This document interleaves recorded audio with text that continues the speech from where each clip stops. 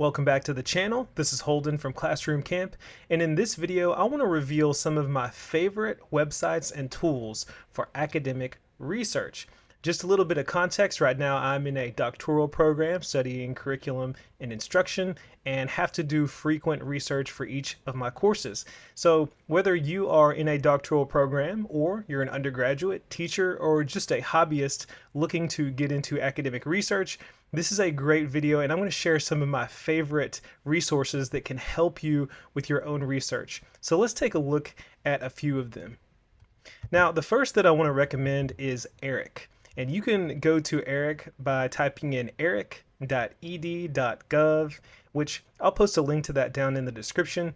But ERIC, if you look at the FAQ, stands for Education Resources Information Center. And that's exactly what it is. So if you go on ERIC, you can search for all types of academic research, and I'll just type in classroom management. And you see here, you get a lot of articles. All kinds of articles related to classroom management. And over on the left-hand side, you can specify or narrow down your search. A lot of times I like to click on journal articles because lots of times I will see dissertations and just other types of documents that I'm not really interested in. I'm mostly interested in journal articles, so I click on that and get access to a lot of different articles. So let's just click on one of these and see what we find.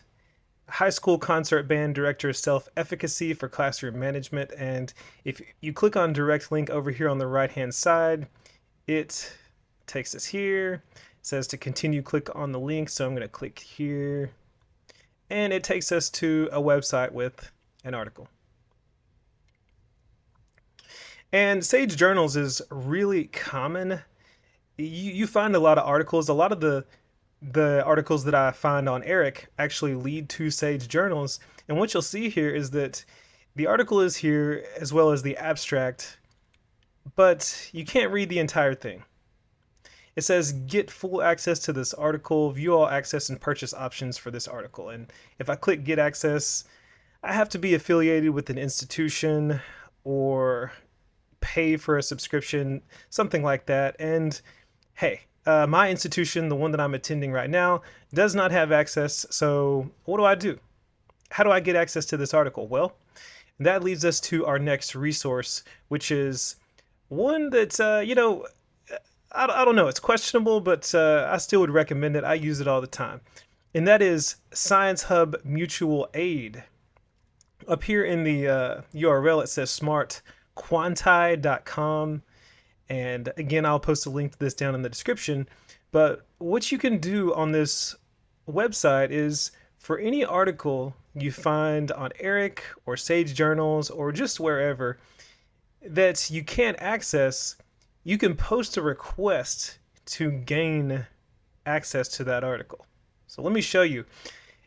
You can click post, and it takes you to this page here.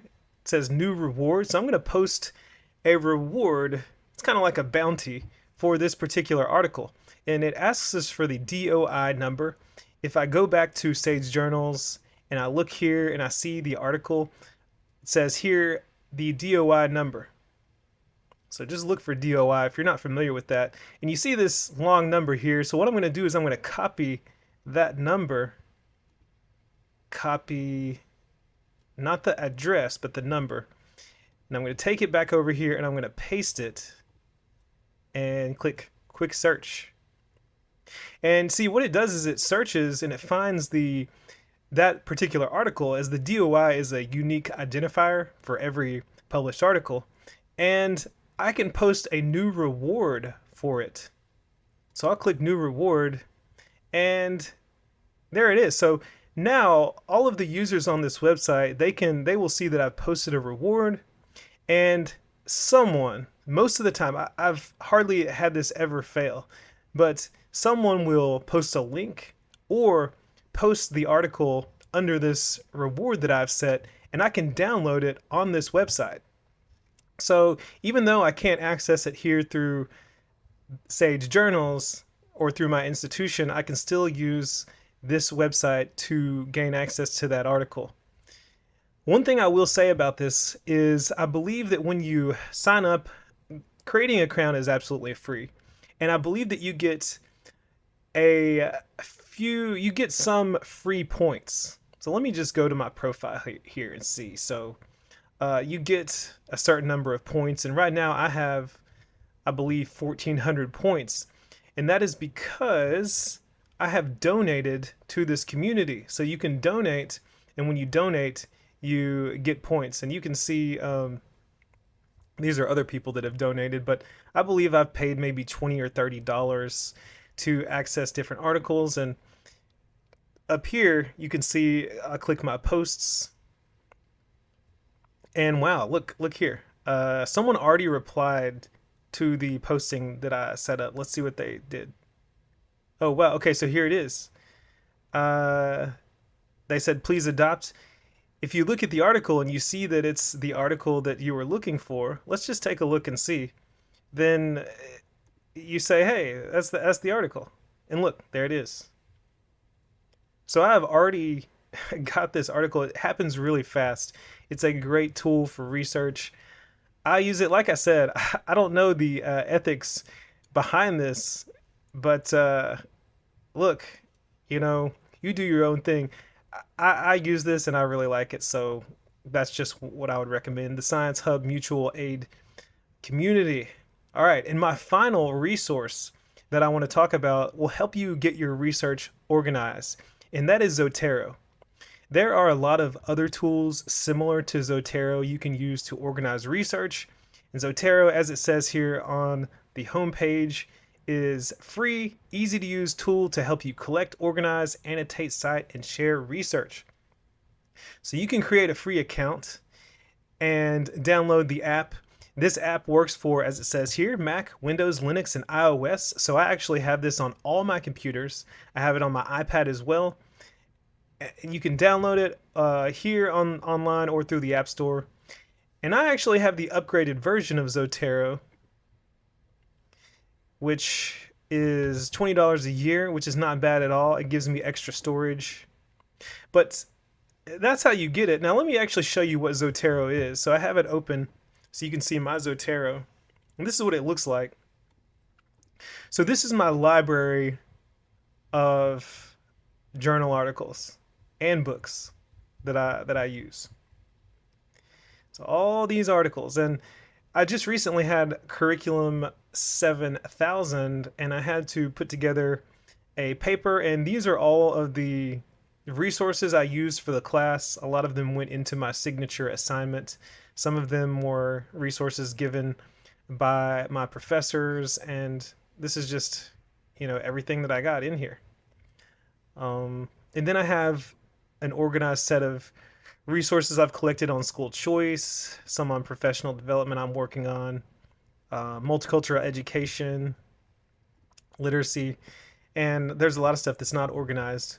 But I just want to show you here real quick how easy this is and how great of a resource it is. So say, for example, I want to start organizing resources. And I just downloaded that one article. I'm going to start a new, let's see. Yeah, we'll start a new collection. I'm just going to name this example because I'm not going to keep this. But I just created a new folder over here in my library called example. Now I'm going to open up my downloads and I'm going to click this article here that I got, and I'm going to drag and drop it into Zotero. So look, I dragged it in here and it has already pre-filled the title.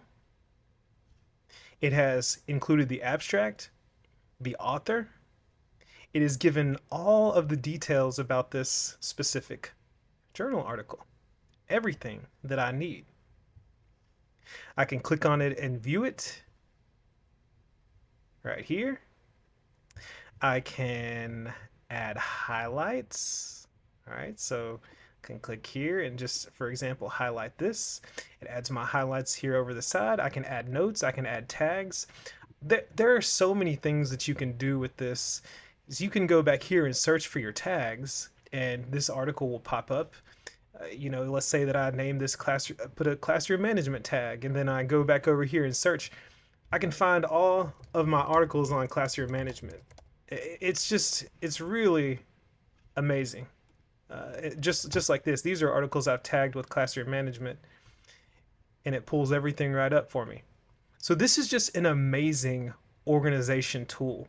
And then just on top of that, if I were to right click this and I want to create a bibliography, because I'm going to cite this article in a paper that I'm writing, I can click create bibliography. I can choose the style, which I would choose American Psychological Association 7th edition. We can output it as copy to clipboard. Sure, we'll just say copy to clipboard, and let's open up Notepad. I'll show you. Delete this and paste it, and look, we have our bibliography here. So much can be done with Zotterero. So this is excellent, and I recommend this. I like this. When I started the program, someone recommended it to me, and I've used it since I began, and this has helped me keep all my research organized. For those who are in a program and haven't begun using a tool like this, you are missing out. This is going to help me with my dissertation, which I'll be working on later on. But so these are my 3 favorite resources. Once again, just reviewing eric.edu, which is Education Resources Information Center. I will post a link to it down in the description, as well as ScienceHub Mutual Aid. This I'll give you a link to as well. And then Zotterero.org, and you can find it there. But these are great. These are my favorites. And this isn't normally the type of video that I do, but I just wanted to share this because I am about to begin a class this summer. I'm very excited about it. And if you have any questions about research or journal articles, writing, anything like that, do not be afraid to reach out to me. Let me know just down in the comment section. But yeah, what are your favorite academic research resources? Let me know. Also, if you like this video, be sure to hit the like button, subscribe to the channel. Thank you for watching. That's all I have for you in this video. See you in the next one.